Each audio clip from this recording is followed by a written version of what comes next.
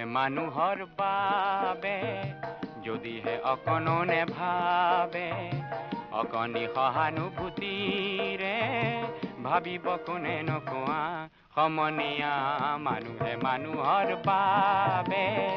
যদিহে অকণো নেভাবে অকণি সহানুভূতিৰে ভাবিব কোনে নকোৱা সমনীয়া মানুহে মানুহৰ বাবে